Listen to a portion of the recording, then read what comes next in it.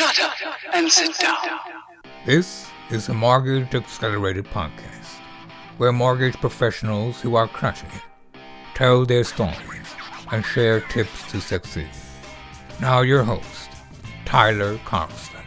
Hey, what is going on, everybody? This is Tyler Carlston with the Mortgage Accelerated podcast, and today we have a very awesome guest, the bearded broker, Jimmy Hobson. How are you doing, man? I'm good, man. How are you? I'm doing fantastic. Thank you for coming on. Yeah, my pleasure. Awesome. So tell me a little about yourself. Who you are, where do you work? I'm a father of 4 children. I live just north of Salt Lake City in Utah. I've been in the mortgage world 34 months. So in July it'll be 36 months. I'm a broker now. Been a broker for a little over a year and would never look back. It's the best thing I ever did in my business and changed my life. So. Okay. So what made you get into the mortgage industry about 34 months ago? So in May of 16, let me think. Yeah, I think back. So I'll actually go all the way back to 15. I own a Medicare insurance brokerage, right? And I kind of saw the writing on the wall that if we elected the wrong person, now I'm not getting political here, but when Obamacare came out, it killed commissions for insurance brokers. Not that that matters to anybody else, but it matters to me because that's how I fed my kids, right? So I thought, we elect Hillary, we're going to be done. It's over. You know, I'm going to lose all my money. So I hedged my bets, got my property and casualty license, found the hardcore closer online. Shout out to Ryan Stuman. You know, there is some good there. And started generating leads for realtors and loan officers. And hated the property and casualty world. Hated it. I mean, just too much service work, too much brain damage. Loans, believe it or not, are less brain damage in my opinion. Started generating leads, realized that 9 out of 10 of these people I was giving leads to were morons. I talked to a friend of mine, Johnny Fowler. A lot of you guys listening may know Johnny from Hancock Mortgage. And then talked to Alex Jimenez, which, you know, big VA advocate Alex is. And I said, this is what I'm thinking. And Johnny's like, the average loan officer in America is 53 years old. And at the time I was 42 or 43, whatever I was. He's like, what are you waiting for? So literally I got my license in July, didn't look back. But lead gen is where I built my business. You know, Facebook leads, USDA leads, it was money. Now it's not as much money now, but it still works. Yeah, I mean, that's pretty interesting. A lot of people in the mortgage industry just frown upon social media and they're still stuck in going to realtor offices every single week to get business. So that's pretty interesting. Yeah. So where did you come from? What's your story before you started in the mortgage industry? So I was in insurance. So my background is car business. I was in the car business for years. Got to the point back in 2008. I was a single dad raising 2 kids, and I'm like, I can't work these hours anymore. It's killing me. So I got my insurance license. And so I started selling burial policies of all things, final expense. You're familiar with that, right? And life insurance.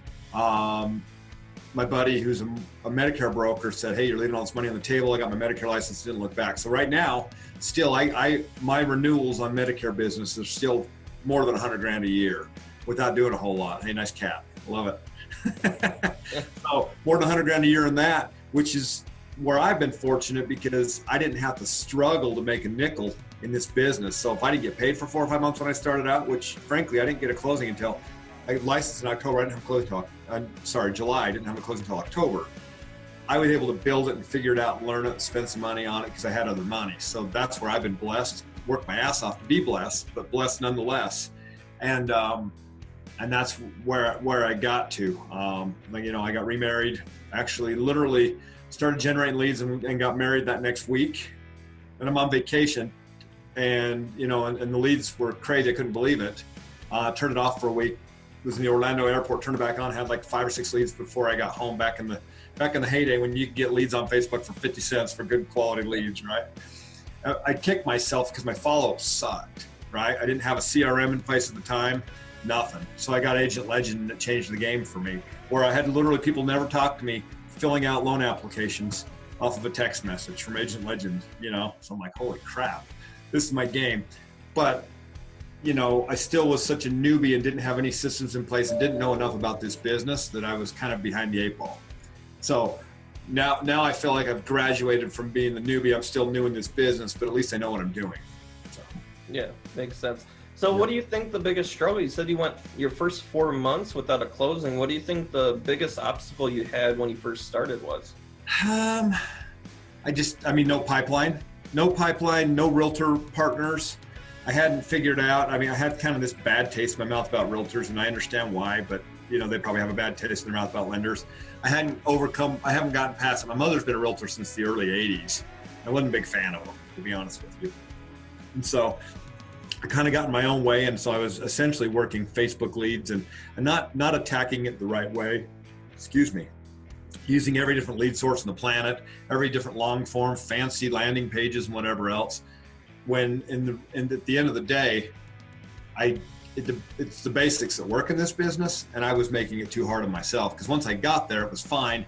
We were getting all these leads. We got sold in the dream, so I went and did lead gen for another company. It was a giant mess. Attorneys got in the way because attorneys like to be overly compliant, which is, their job, I suppose. So that's where my struggle lied. And so it's funny because last year, from April through the end of last year, I did more business than I'd done the entire time I was in the business prior. And now, from January of this year until now, or to the end of May, I've done more business this year than I did last year. So, because I figured it out, I figured out what it takes. I've fostered those relationships. I still teach realtors, I teach lead gen, I do all those things, but I figured out kind of a mix of it, because you've got to have both. Yeah. You have to have both. You have to have leads coming in from referrals and from your own generation, whether you hire an agency to do it or do the ads yourself. It's always good to have leads coming in from all directions. So what do you think the biggest change that you made yourself in your production-wise, what do you think it was that really clicked and you just started having crazy production numbers? Just being able to offer better support. So the first thing, I started teaching realtors how to do social media. Obviously not lead gen per se, but just be more active on Facebook and get out there, some of the best practices about how to generate leads without spending money. So I started teaching people, and then they would try me out, and then they would realize that, man, this guy's a broker. His rates and fees are crushing the market. And then it took off from there. So I think, number one, teaching people and just being a value add. I answer my phone all the time, to my wife's dismay, right? And number two, I close stuff fast and I know what I'm doing. I'm a student of this game. I think there's a lot of crappy lenders out there that don't know what they're doing.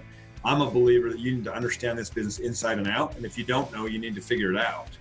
Because if I run across a scenario I've never seen, I will understand that thing every way I need to understand it, so the next time I see it, it'll just be like, just keep rolling through, right? So that's the biggest thing for me, is really being a partner to my realtors, trying to help them market their properties and things like that, teaching them, making them better. It doesn't work for a lot of them just don't want to do it. And then, frankly, understanding my business so well that I am the go-to. If they have a question about something, whether it be how a product works, how down payment assistance works, VA loan for that matter. Now I'm starting to get referrals from agents that I've never met. They say, hey, I hear you're the guy that can handle this rough VA loan. Absolutely, send it to me. Let's see if we can figure it out. So that's kind of what I've become known as, is my advocacy, and I put myself out there. And frankly, my numbers speak for themselves. I close loans, so that helps. Yeah, for sure. So if you could go back and tell newbie Jimmy something when you first started, what would it be? I could go back in time and tell myself something. Fortune's in the follow-up. Pretty simple. If I could go back 3 years and have better follow-up systems in place, that's the gold. And you as a guy that does lead gen will understand this better than most, and anybody that does it, Chris, would understand it. The reality of it is you could have 1 million leads. If you don't have a way to figure out how to convert those 1 million leads, you're toast, and that's the reality of the situation. And so that's what I would say, is that the money's in the follow-up. If you don't have a follow-up system in place, you need to do that. So. Yeah, that's a constant struggle that we have with a lot of our clients, past clients, I should say, because they just don't understand how it works. So, really when it comes down to it, a lead is just that, it's just a lead. Leads don't really mean anything. So what you really have to do is get a system in place to turn those into conversations. And once those turn into conversations, that's where your salesperson and yourself can really go and turn those into applications. So 100% agree with you there. So if you could give someone who's looking to get into the mortgage industry some advice, what would that be? Do it the opposite I did. So I am very self-driven, self-taught in everything I've ever done. And that's a great skill set for a lot of people. A lot of people don't have that. I mean, I will outwork everybody, but my biggest recommendation for people simply is find a good mentor. Find someone that has walked the path that you're going to walk so they can help you avoid the pitfalls. I mean, I can't emphasize it enough. I've made all the pitfalls. I was fortunate that someone gave me a shot and I figured it out, and I never stopped asking questions. But if you're timid at all, first of all, you shouldn't be in this business because it'll eat you up, right? Secondly, just find a great mentor, but don't get sold on a dream. And anybody watching this is welcome to message me and ask me about anything. I have nothing to hide. I mean, I've done a bunch of lead generation with different things, and all kinds of stuff that has changed. And frankly, that's the biggest thing, is find somebody that's done what you've done and do it. That's why a lot of these Facebook groups work real well, because you can ask people questions. Have you ever worked with such and such? What's your experience?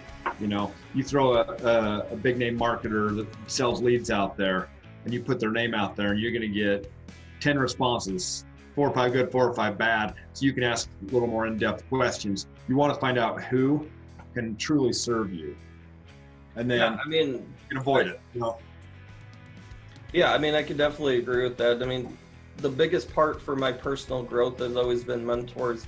Really finding somebody who is where you want to be and paying them whatever they ask for you to for you to get to where they are. So, well, it's funny. So I'll tell you real quick. I just hired a coach about a month and a half ago, and it's funny because I just was shitty at tracking everything, and what he's done is basically taken everything and driven it down to a process. So once we get the process in, then we start adding more ways to get more business. And so I'm excited because, I mean, my goal is to get to, production of, 4 to 5 million a month, which I need to hire some people to do that, but that's my goal. So. Yeah, I mean, no doubt. I truly believe you'll get there. I mean, once you have the systems and processes in place and you just follow them and take action to a T, the dominoes just start falling and everything goes into place. So if you were king for a day and you could change anything in the mortgage industry, what gets your blood boiling? What would you change in the industry? Oh boy. Anything? Anything. I would cap compensation across the board on every lender. So, and because there's guys, where we as a broker shop, we're at 225 basis points, right? There are retail lenders out there charging 500 to 600 basis points on government loans. So I would put a cap on compensation. I don't think there needs to be a bunch of middle management. I don't think people need to have yachts because they're doing loans for people with a 630 credit score. That's the biggest thing. The second biggest thing is they should teach financial literacy in school. Based on the guise of being able to buy a house, and it should be taught to kids so they can understand what it's going to take exactly to get there. Yeah, I mean, I definitely agree with you there. I mean, we could probably speak an hour on how the education system should be. Lord, it's just rough. I am, like I said, I love this job. I started doing this job when I was 42, right? And I have a 21-year-old, tell him all the time, I was like, dude, you need to figure this out. Now, don't be in your 30s and 40s when you figure out life like I. Now, don't get me wrong. I'm killing it. Life is amazing. But I wish it'd been, I could have been there 10 years ago, 15 years ago. And, but fortunately, I've got a lot of wisdom, I suppose, wisdom due to bad choices. Yeah, for sure. So what really drives you? What makes you get out of the bed in the morning, work hard each day to get off the loans closed? It's weird, man.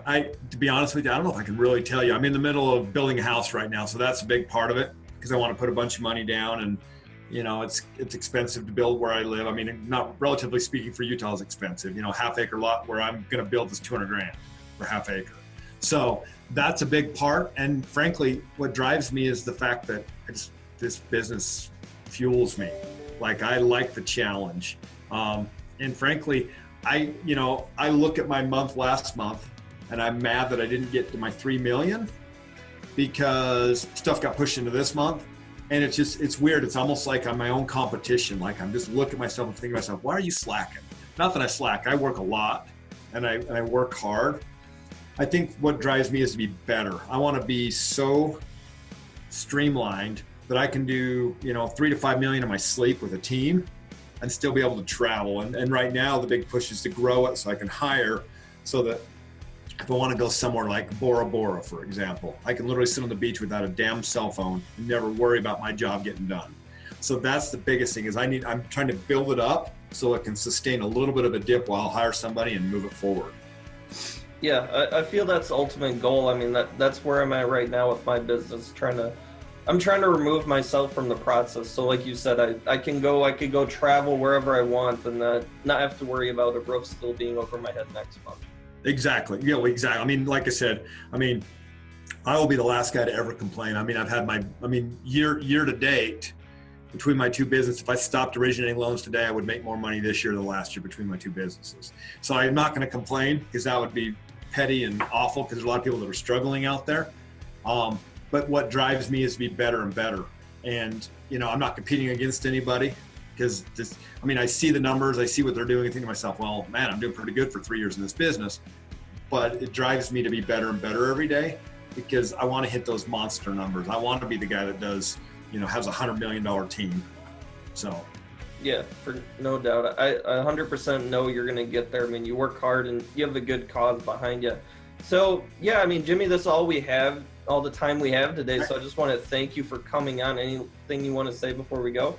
No, just like I said before, if people are watching this, if they ever have questions about what I've done, mind you, I had a little bit of basis behind me to help me get here, but, I started this business without any training or anything and figured it out. So if anyone's ever got a question, they're welcome to find me on Facebook, message me, ask me questions. I'm an open book. You can ask plenty of guys throughout the country. I share freely, because a lot of people have done the same for me. So awesome. Well, thank you for coming on, Jimmy. All right, everybody. Thank you for tuning in to the Mortgage Accelerated podcast. I will catch you next week.